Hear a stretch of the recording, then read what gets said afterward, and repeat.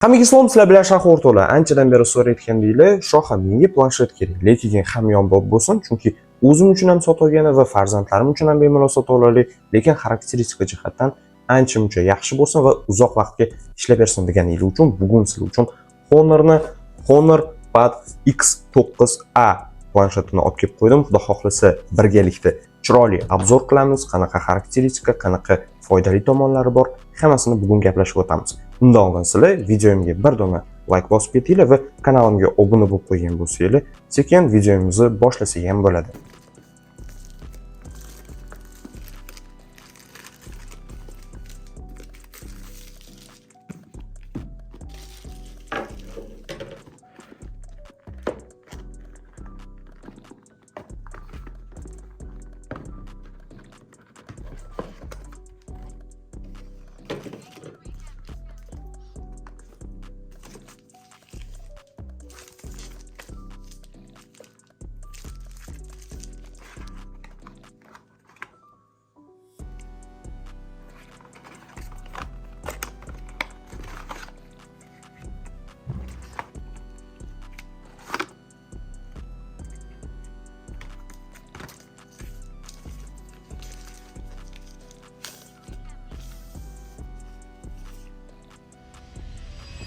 Xo'sh, planshetimizni aktivatsiya qildik, endi bitta ko'rinishiga baho berib oladigan bo'lsak, birinchi navbatda bu ramkalarimiz. Ramkalarimiz unaqa qalin bo'lib ketmagan, ancha-muncha ingichka ishlangan. Bu ishlatish uchun eng ideal variantlardan bittasi. Va rangiga keladigan bo'lsak, rangimiz bitta mana shu eksklyuziv rangda ishlab chiqarilgan. Ya'ni Space Gray matovoy hisoblanadi, kulrang. Bilasizlar, matovoyni shaxsan o'zim ham eng mazza qilib ishlataman, sababi shu bescho'xol ishlatganingizda barmog'ingizga qolib ketmaydi-yu, ana o'shasi mazza beradi. Shu barmog'ingizga qolib ketaversa, xunuklashib ketaveradi, ishlatganlik kelmaydi-yu, lekin bu planshetimizda unaqa bo'lmaydi albatta. Va planshetimizni kattaligiga keladigan bo'lsak, qo'lim bilan solishtirganda naqd 2 yoki 1,5 barobar bemalol katta hisoblanadi va 11,5 dyumni tashkil qiladi. Bu nima bo'ladi? O'zi planshetlarimiz katta bo'lishi kerak, lekin javni katta bo'lib ketsa ham noqulay bo'lib qoladi-yu. Ishlatishingizda maksimalni qulay, kino ko'rganingizda, video ko'rganingizda yoki bo'lmasam shu dars qilganingizda ideal kattalikda hisoblanadi. O'zi shohi nimaga aynan mana shu rang faqat tanlangan desanglar, menimcha 2026-yilda aynan kulrang, ya'ni mana shu Space Gray rangi eng bo'ladi, zamonaviy ranglardan hisoblanadi va premium ko'rinishni bittada ochib bera oladi va har ko'rganingizda zerikib qolmaysizlar va ko'zingizlarni ham charchatib qo'ymaydigan ranglardan bittasi bo'lganligi uchun ham aynan mana shu rang tanlangan deb hisoblayman. Va mustahkamligiga keladigan bo'lsak, korpusimiz alyuminiy metalldan ishlangan. Bu uncha-munchaga buklanmaydi, qayrilmaydi va qo'lingizlarni tushib ketsa ham uncha joyda ham udarni o'ziga olib qolmaydi. Bu albatta mustahkamligi uchun qilingan va premium jihatini bittada ochib bera oladigan, mazza qilib ishlatishingiz uchun sabab bo'la oladigan bu albatta planshetimizning ingichkaligida. Bu o'zim ham mazza qilib bordim, bitta tutib ishlatganingizda bittada bilasizlar, aynan qalinligi atiga 677 millimetrni tashkil qiladi. Bu даже bitta o'sha ingichka bo'ladi, barmog'im bilan solishtirganingizdan ham ingichkaroq hisoblanadi va og'irligiga keladigan bo'lsak, atiga 475 grammni tashkil qiladi. Bu albatta o'zingizlar birinchi navbatda o'zingizlar ishlatganingizda ham va asosan shu farzandlarimiz ishlatganda ham, shu farzandingizlar ishlatganda og'ir bo'lib ketish kerak emas, bemalol qulay mazza qilib ishlatish kerak. Ana o'shuning uchun ham maksimalni optimallashtirib, maksimal og'irligini pasaytirishga harakat qilishgan va rostdan ham oddiy telefonlar bilan deyarli farqi yo'q, ancha-muncha yengil hisoblanadi. Ana endi kelinglar planshetimizni to'laqonli xarakteristikasi bilan tanishtirib o'tib ketaman. Birinchi navbatda bu albatta planshetimizni displeyi hisoblanadi. Displeyimiz TFT LCD 11,5 dyumni tashkil qiladi, anchagina katta va eng yaxshi tomonlardan bittasi bu albatta 2,5K ni to'laqonli podдержка qidiradi. Bu degani o'sha kino ko'rganingizda, video kontent ko'rganingizda yoki oddiy kundalik hayotda ishlatayotganingizda ham kачествоsi anchagina baland, mazza qilib ishlatasizlar.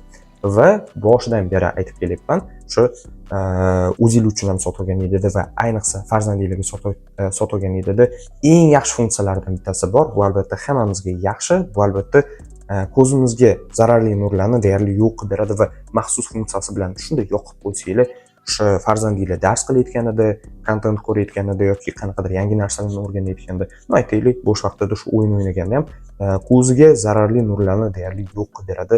Mana shu albatta salomatligimizga eng yaxshi tomonlardan bittasi.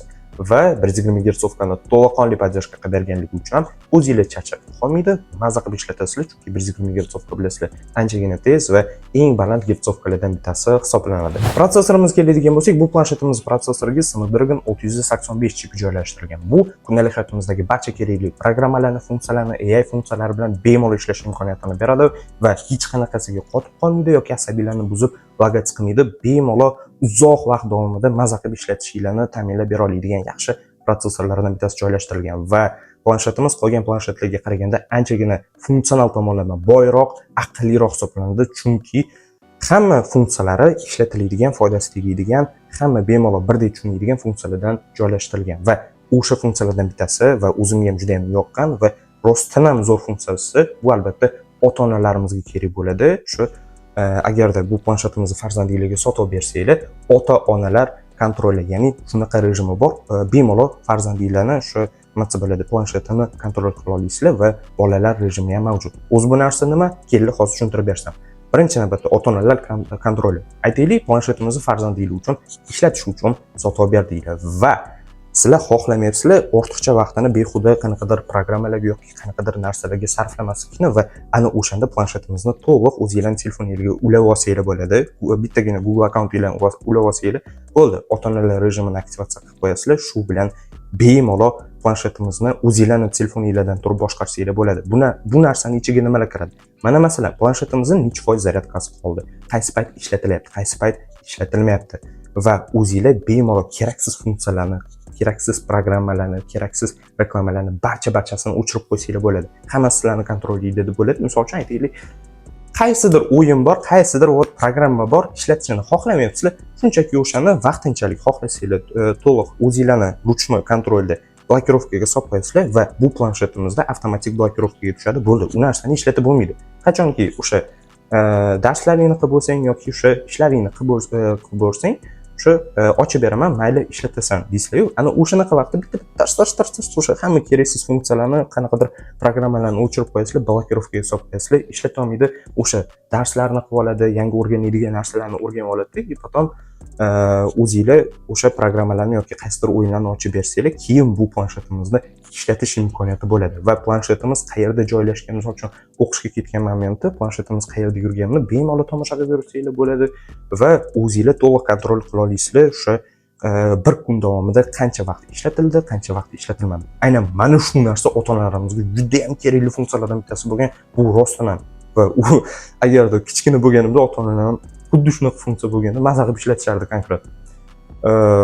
Bolalar rejimi ham bor. Bolalar rejimini aktivatsiya qilib qo'ysanglar, har xil nima bo'ladi. Hozirgi kunda reklamalar bor yoki keraksiz narsalarga targ'ibotlar ko'p. Aynan mana shunaqa narsalarni barchasini o'zi ta'minlab beradi, xavfsizligini, hech qanaqa keraksiz reklamalarni, boshqa reklamalarni bermaydi.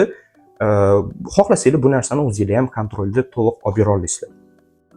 Bu tomonlama haqiqatan ham zo'r funksiya bo'lgan va farzandingiz uchun mana shu planshetimizni sotib bersanglar, rostdan ham o'zingizlar ham xotirjam bo'lasizlar, farzandinglar ham maza qilib ishlatadi.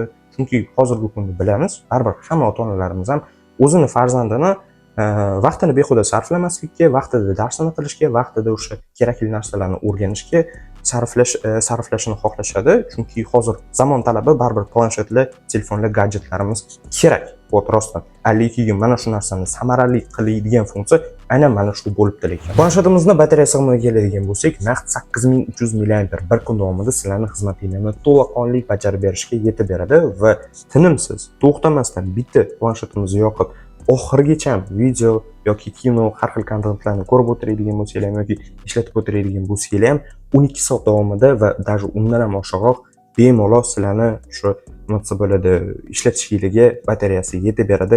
U tomonlama hech qanaqasiga muammo yo'q va zaryadkasini Type-C orqali oladi va korobkasini ichidan ko'rdinglar, o'zini adapter ham chiqib beradi va tezda zaryadga to'ldirib olsanglar bo'ladi va menga eng yoqqan tomonlardan bittasi bu albatta tasavvur qilinglar, har xil holatlar bo'ladi. Ko'chada ishlatamiz, uyda ishlatamiz, atrofingizda shovqin bo'lishi mumkin. O'sha momentda kino ko'rmoqchisizlar yoki o'zingizlarning ishinglarni qilib ketyapsizlar, har xil shu YouTubedan kontentlarni ko'rib ketayotganingizda atrof shovqinli bo'lsa, yoqmaydi-yu, o'sha naushniklar qolib ketgan bo'lsa, ana o'shanaqa vaziyatlarda ham planshetimizda 4 tala tomonida ham stereo dinamiklari mavjud bo'lganligi uchun ham aynan shu planshetimiz o'sha kontentinglarni, kinolarni maksimal ovozini baland chiqarib beradi, mazza qilib umuman nimasi bo'ladi, o'ylanmasdan tomosha qilib ketsanglar bo'ladi.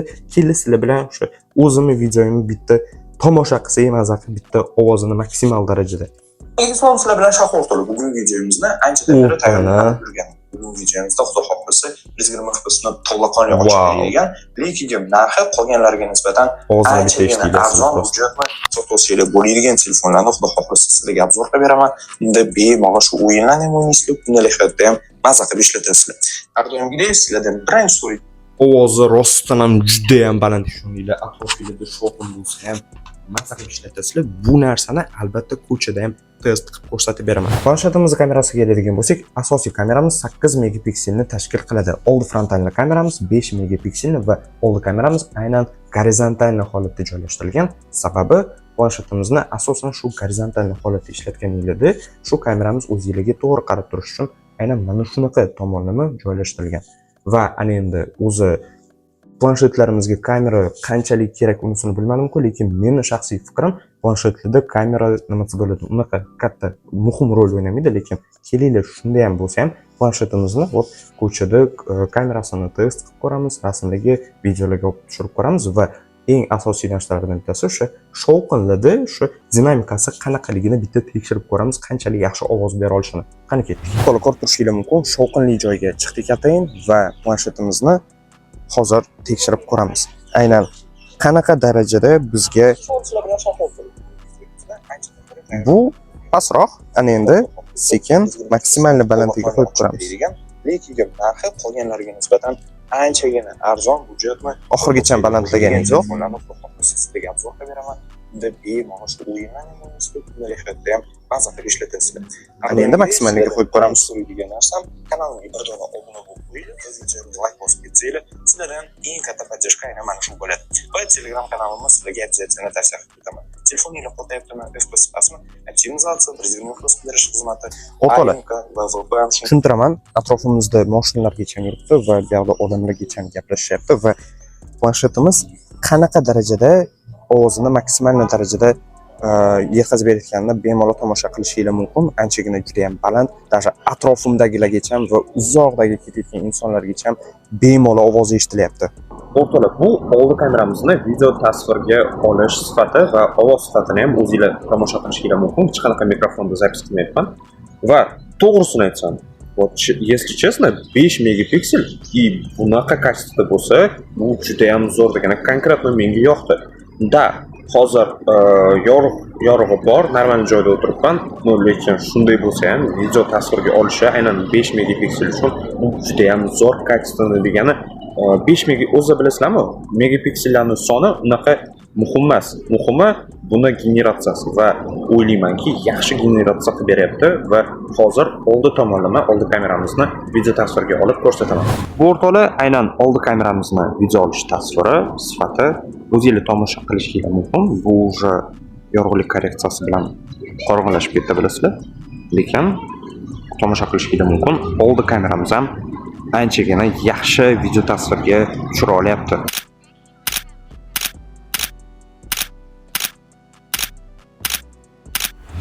Xo'sh, ana endi bu planshetimiz bo'yicha ham o'zimni to'liq fikrlarimni bildirib o'tib ketsam va kimlarga mos keladi, kimlar sotib olish kerak, shuni gapirib beray. Birinchi navbatda o'zimiz uchun tavsiya qilaman. Albatta, o'zim tengdoshlarim, studentlar uchun. Sababi xarakteristika jihatdan anchagina yaxshi va narxi ham sotib olamiz desak ham yonbop. O'zimizni baribir ham o'qishimizga, ishimizga baribir ham kerak bo'ladi. Xarakteristikasi juda ham zo'r, 120 Hz bilasizlar, 2.5K kачествоni поддержка qilib beradi va har qanaqa kundalik hayotdagi programmalarni, ishlarni AI funksiyalar bilan bajarilganda prosessorimiz o'zining kuchini bemalol to'liq yetkazib bera oladi, qotmasdan mazza qilib ishlatamiz. Va Honor'ni o'zi eng ko'p tavsiya qilayotgani shu ota-onalarimiz farzandlari uchun sotuvsi bu eng yaxshi planshetlardan bittasi sanalyapti, chunki ichidagi funksiyalarni o'zingizlar ko'rdinglar, sanab berdik, ko'rsatib berdik.